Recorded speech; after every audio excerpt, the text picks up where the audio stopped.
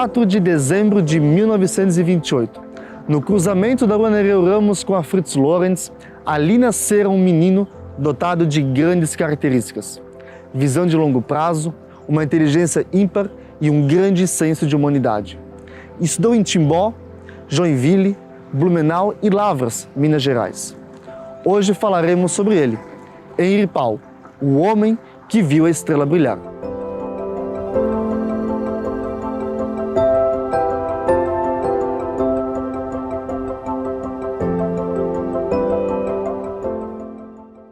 A mãe do meu pai morreu muito cedo, né? Ela tinha 1 aninho e pouco, ele nem chegou a conhecer a mãe, depois foi pro internato no Santo Antônio, né? O Colégio Santo Antônio. E minha mãe no Colégio Sagrada Família, que também era o internato de meninas, e o Santo Antônio, o internato de meninos. Mas eles já se conheciam em Timbó e aqui, né? E já tinha as paixões rolando. E aí no internato lá, daí de vez em quando eles, domingos, quando podiam ir, aí iam os grupos dos 2 internatos juntos na missa ou na igreja, ou sei lá, ou cinema. Daí podiam ir no cinema aos domingos, aí eles se encontravam, né? Se falavam. Minha mãe, eu lembro que ela, de vez em quando, uma vez ela foi lá no internato visitar ele, foi lá no Sagrada Família e ela falou, aí pediu sim, você é, o que você é dele, queria falar com o Henri, tá? O que você é dele? Eu sou prima dele. Para poder ter a desculpa de poder falar com ele, né? Ela disse, eu sou prima dele. Aí o padre lá na época, daí ele falou, chamou meu pai, Henri, a tua prima tá aí. É. Muito carinho, muito amor, faziam tudo junto, sempre os 2 juntos, sempre unidos, sempre juntos. Quando ele saiu do colégio interno Santo Antônio, depois ele foi para Joinville, aí morou lá na casa de um parente também. Meu pai sempre foi um exemplo, né, em todos os sentidos, mesmo tendo 1000 atribulações, ao mesmo tempo ele era um exemplo como pai, como marido, como amigo, como empresário, como administrador, em todos os sentidos. Ele nunca deixou de lado a convivência com a gente, e tudo sempre normal, conciliava tudo ao mesmo tempo. Muito inteligente e uma pessoa de muita visão, uma pessoa de muita visão pro futuro.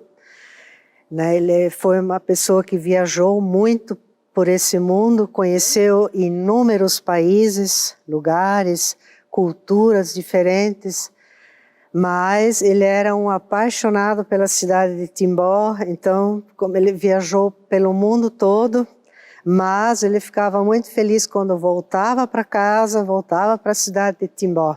Meu avô era um cara muito da aventura, eu lembro pelo menos dessa forma, né? Quando a gente ia muito na casa dele aqui na Mulde, né? Ele gostava de criar situações de aventura, né? Isso era o negócio dele, né? Muito organizado, extremamente organizado. As coisas dele, papelada, documentação, tudo muito bem organizado. Ele era muito regrado, né, no trabalho, né, muito disciplinado no trabalho, né, questão do visionário, né, quando as pessoas comentam sobre o trabalho dele, né, as coisas que ele fazia, um dos contatos mais próximos que eu tive com ele foi quando ele começou a intermediar as exportações de portas, né? Então ele foi um dos primeiros, talvez até o primeiro aqui da região, que começou a levar as portas aqui das fábricas aqui da região para exportação, né? Para a Inglaterra e outros países, né? O senhor tinha uma disciplina, uma regra, postura, era muito fácil, ele era bastante previsível. Então você sabia exatamente o que ele ia fazer. Eu nunca vi Soen chegar num hotel e alguém nos tratar mal, porque éramos brasileiros, e isso tinha. Eu nunca vi ele levantar a voz, nunca vi ele perder a calma. Ele tinha uma postura, ele ficava em silêncio, colocava, daqui a pouco nós saía dali. Para ele não fazia diferença, não mexia com a estrutura emocional dele. Ele queria o serviço com qualidade, né? Mas ele dava o prazo suficiente para você fazer. Mas ele era muito, assim, muito bom com as pessoas. E ele era um visionário, assim, ele enxergava o futuro, né? Ele tinha essa mentalidade de fazer as coisas para as pessoas, as próximas gerações, né?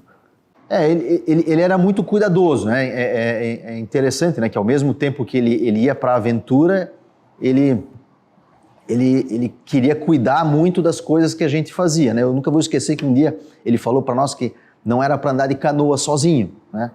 E aí eu e meu primo, a gente pegou, desceu, né? Desceu por quê? Porque na casa dele era em cima do morro e a lagoa, tu tinhas que descer um morrinho no meio de um mato, assim, mais ou menos, e tinha um caminhozinho para ir lá embaixo, né? E a gente pegou e pegamos um remozinho, vamos lá dar uma remadinha, né? Chegamos lá embaixo, mas não teve... Foi uma frase que ele falou e a gente já, né? Deu aquela juntada, como a gente diz hoje em dia, né? Prestativa, uma pessoa muito caridosa. Ele ajudou inúmeras pessoas em todos os sentidos, sem nunca pedir nada em troca, né? Ele foi uma pessoa muito humana. Ele ajudou muitas e muitas pessoas assim que a gente nem sabia que ele ajudou, que ficamos sabendo após o falecimento dele. Uma pessoa muito boa, assim, no sentido, ele valorizava as pessoas. Então essa ligação dele com a natureza também é uma coisa que era muito forte, né? Muito presente nele. Conhecia de tudo, de árvore, de animais, de passarinho, de peixes, né? Sabia o nome de tudo, né? É impressionante. Essas duas imagens me lembram muito ele, né? Extremamente admirador e defensor da natureza, né? Foi um grande admirador e defensor da natureza. Defendia com unhas e dentes qualquer coisa avessa relacionada à natureza e sempre incentivou muito a gente, levava a gente sempre para passeios e andar nas florestas para mostrar as árvores. Olha, essa é isso, essa árvore é aquilo, essa planta é isso, essa flor. Até hoje, né, mais de 20 anos já passados, né, que a gente está sem a presença dele, né, toda vez que eu estou andando por Timbó, a lembrança é dele, né? Então, até porque quanta coisa, né, que existe aqui em Timbó que veio por ele, né? Então, cada lugar que tu vai tem uma história que está normalmente relacionada a ele, né? Então, tu vai para uma área industrial, tem lá o dedo dele, né? Tu vai ver as pontes aqui, ou foram construídas na época dele, ou alguma coisa ele já tinha até previsto na época dele. Quase tudo que a gente, pelo menos para mim, né? Quase tudo que eu olho aqui em Timbó, eu tenho de alguma forma uma lembrança dele automaticamente, né? Foi nos anos 60, com o apoio e incentivo de seu amigo Herbert Butzky, Henri Paul entra para a vida política, disputa sua primeira eleição e sai vitorioso. Toma posse como prefeito no dia 30 de janeiro de 1966. E aquele mandato marcaria nossa história, pois estava chegando o centenário de nossa cidade. E para uma festa tão grande e tão significante, ele reúne-se com pessoas com grande comprometimento e senso de amor por Timbó. E uma dessas pessoas era o seu Moacir Cristofolini. Que o Henri Paulo era eu diria, um visionário. Ele, quando ele trouxe essa ideia do pavilhão, né, ele disse, isso aqui vai servir para 50 anos para Timbó. Né, ele pensava para o futuro. Isso depois eu aprendi com ele quando eu fui trabalhar na Metisa. Mas ele mesmo, ele era muito, como é que eu diria, muito dinâmico. Ele, foi um prefeito muito dinâmico para a época. Então ele tinha visão. Eu acompanhava muito ele nos comícios. Nos comícios, eu ia, principalmente na primeira vez que ele foi prefeito, não, eu era mais nova, né? Mas na segunda vez, praticamente, que minha mãe não gostava muito, ela não gostava, eu sempre ia junto. Sempre ia junto com meu pai. Ele foi uma pessoa extremamente visionária, né? Então ele era um visionário em tudo que ele fazia, né? Quando ele foi prefeito, né? Ele tinha essa capacidade, né, de estar olhando às vezes 30, 40 anos para frente, né?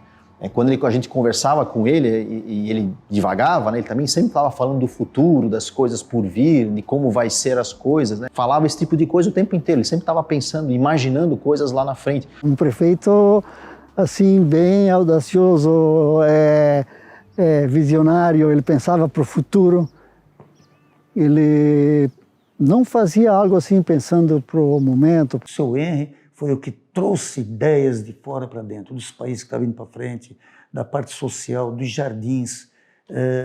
O que você pode imaginar de coisas boas do velho mundo, ele sentava... Eu sentei muitas vezes com o seu Henry na Itália, por exemplo, nós sentamos num banco de jardim um domingo de manhã, porque trabalhamos a semana, domingo sentamos ali depois do café no hotel. Aí disse assim, senhor Henry, olha aqui, ó, grade, esse esgoto, essa linha de água aqui, deve ter pelo menos 1000 anos.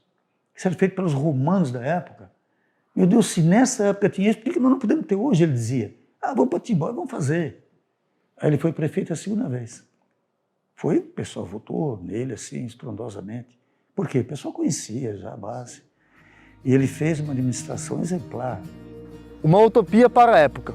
Um grande sonho do Henry.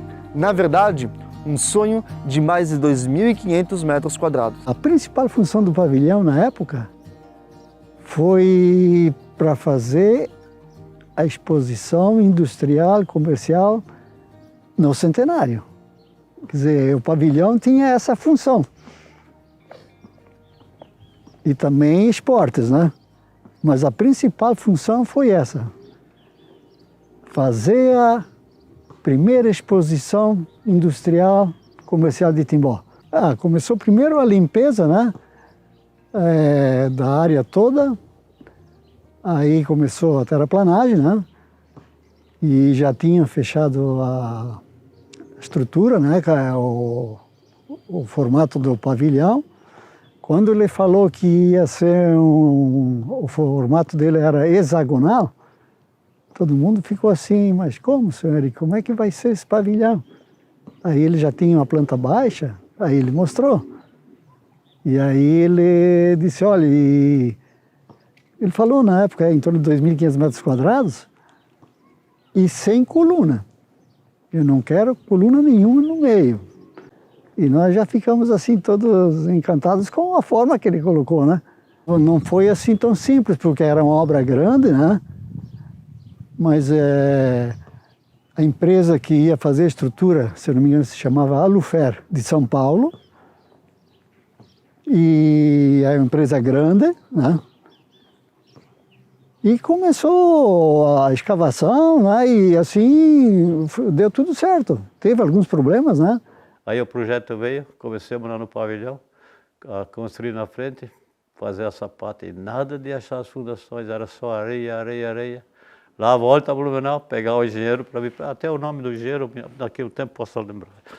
Aí ele disse, não, pode começar a fazer a sapata, que isso aqui não vai baixar mais, é tudo areia.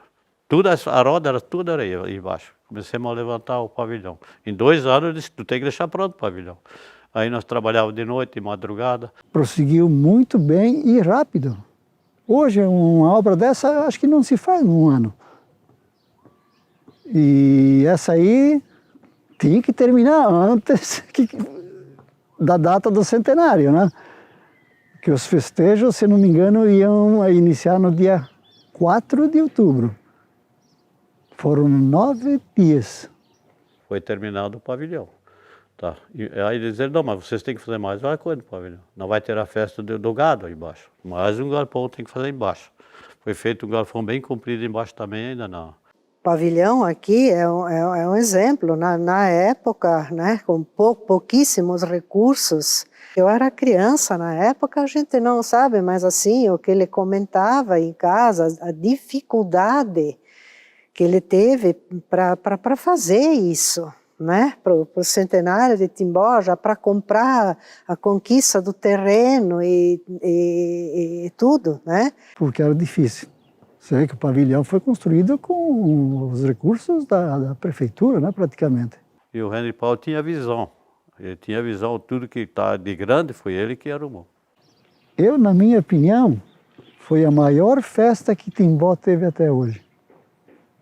Eu participei de todos os festejos depois alusivos, comemorativos da data, né? Mas uma festa desse porte, Timbó nunca mais teve. Todos os dias. E tinha uma atração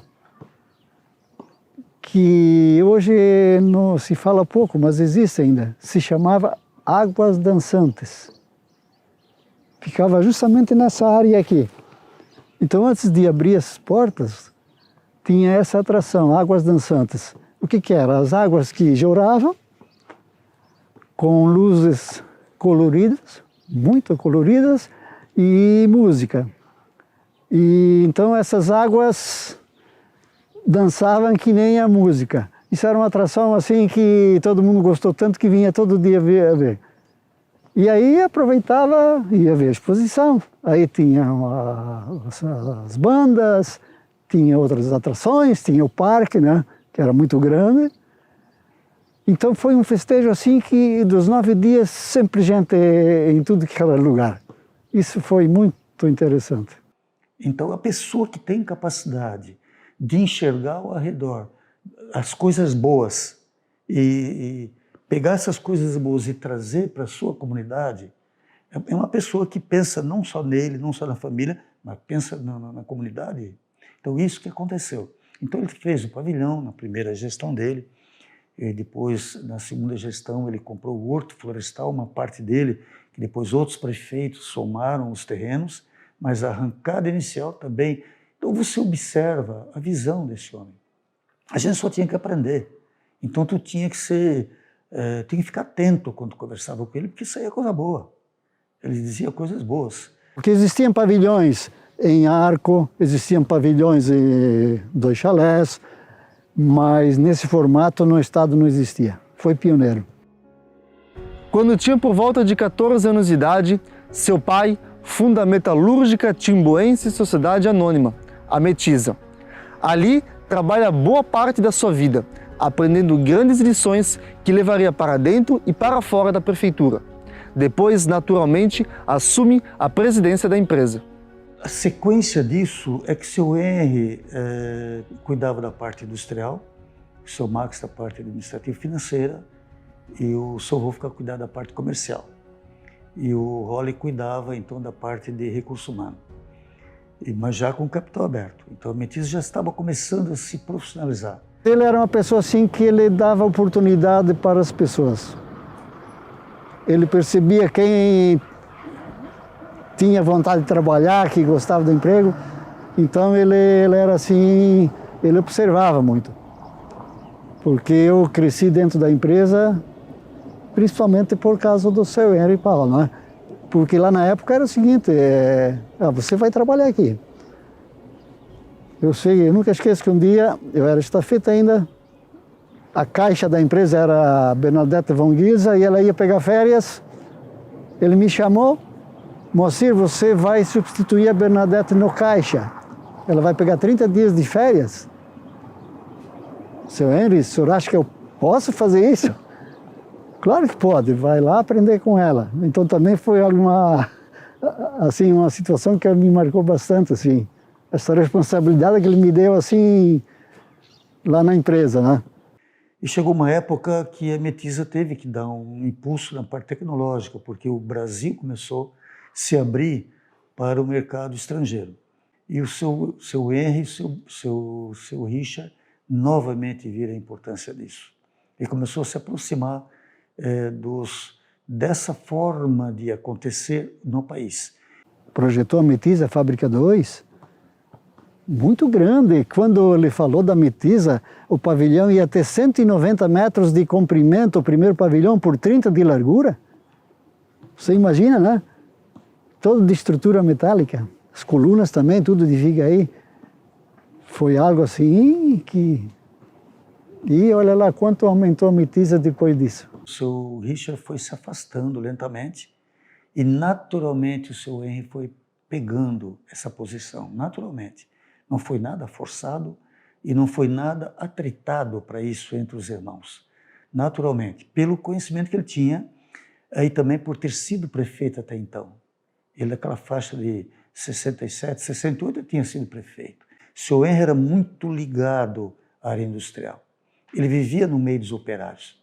Ele tinha aquele jeito, talvez vou usar um termo que tem que ser bem compreendido, ele tinha aquele jeito colono de ser, isto é, a pessoa que estava sempre no meio das pessoas que mexiam com terra, tanto que a nossa fazenda lá em cima de reflorestamento foi ele que começou, ele estava sempre muito grudado na cabeça do seu Richard. O seu Richard era visionário mesmo.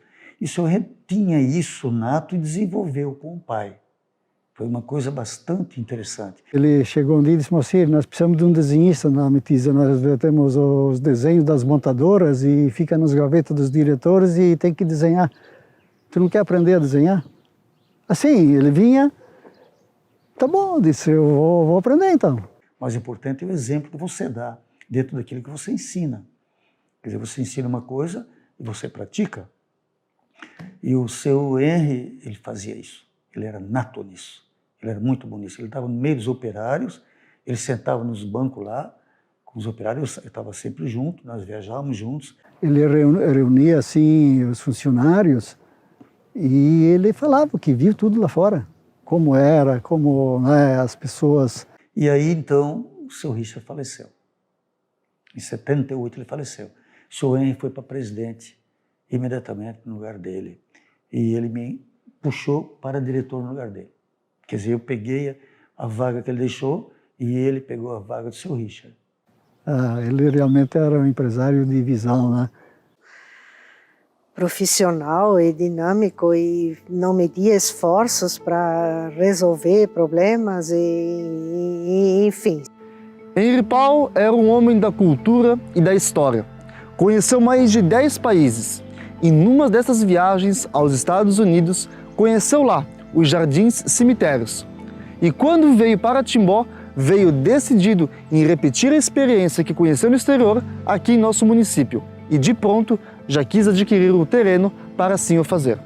Então, quando ele trouxe essa ideia do cemitério parque, também ele viu lá fora. Eu não me recordo se já tinha adquirido o Jardim Botânico lá, o terreno, ou não. Mas foi para essa finalidade. Comecemos a cavar, 1, 2, 3. Quando foi o 6º buraco, encheu de água. Aí voltei para a prefeitura e digo, seu Henry, o senhor dá um pulo lá em cima, porque eu acho que não vai poder fazer o cemitério lá, não. Por que? Ele disse, nós vamos lá ver, está cheio de água. Mas como ele disse está cheio de água? Aí ele disse, isso não vai dar para fazer, porque eu não posso botar um caixão dentro da água, né? Já pensou? Olhou. Então vamos fazer agora o Jardim Botânico. Isso era, fecha os buracos tudo. Aí veio com essa ideia do fazer um parque, um jardim botânico, né? E eu acho que foi o mal que veio para o bem. Eu acho que hoje o Jardim Botânico está sendo muito bem aproveitado. Eu sempre falo para os meus filhos, os netos também, que eu tenho 3 netos, o Jardim Botânico daqui a não sei quantos anos vai estar no centro de Timbó. É uma realidade, porque ele não está tão longe. E o Timbó vai crescendo. Quando vai ver, você está com o Jardim Botânico no centro de Timbó. 100 primaveras são já vividas, 100 botões em flor aureolam teu diadema. Nascida do arroxo dos desbravadores, passaste a menina moça e, em meio ao júbilo de teus filhos, comemoras a entrada triunfal na vida adulta. És o exemplo que arrasta, és o fanal que guia, és o mimo de nossos olhos. Timbó, em teu luxuriante traje de gala, pérola ataviada de 100 preciosas pedras, Vejo extasiado a soma dos trabalhos e sacrifícios dos nossos antepassados, a alegria e exuberância de nossa geração e os esperançosos pósteres que hão de abençoar por te encontrar, tão amiga, tão acolhedora e tão progressista.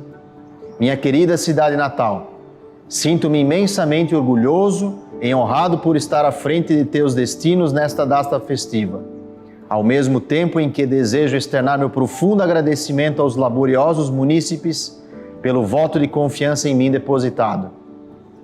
Pérola do Vale, menina dos meus olhos, que o frêmito de alegria que hoje embala nossos corações, bimbale também nos corações de todos os teus filhos que ainda hão de vir para te engrandecer e te amar. Henri Paul foi dono de uma grande história. A sua época marcou o caminho que temos hoje para a nossa cidade. Seu coração ajudou a muitos, porém no dia 23 de junho de 2001, seu coração não pôde mais o ajudar. Acabou falecendo. Ali, Henri parava de escrever a história e passou a virá-la.